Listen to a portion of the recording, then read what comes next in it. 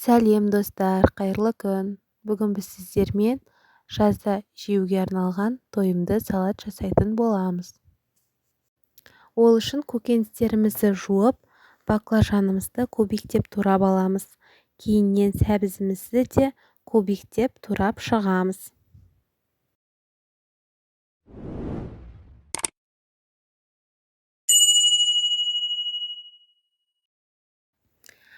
Туралған сәбіздерімізді ыдысқа салып қоямыз, және де одан кейін жуаны турап аламыз. Жуан турап болған соң помидорларымызды ұсақтап турап шығамыз.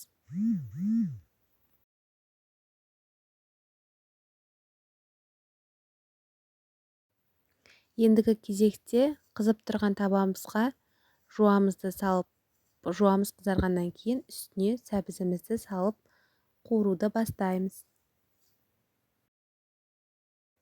5-10 минут өткен соң тағы да бұлғастырып, үстіне баклажандарымызды салып шығамыз. Баклажандарымызды салып болған соң үстіне шамалы тұз салып, су құйып, тұзымызды шамалы ертеміз. Көкөністеріміздің бетін жауып, қуыруға жарты сағатқа қалдырамыз. Жарты сағат өткен соң үстіне помидорымызды салып, шамалы тұзымызды салып, қайта жауып қоямыз. Көкөністеріміздің бетін жауып 10-15 минутқа қалдырамыз. 15 минут өткен соң көкөністеріміздің астын сөндіреміз.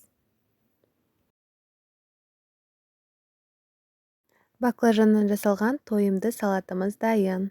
Ас болсын. Сіздер де жасап көріңіздер.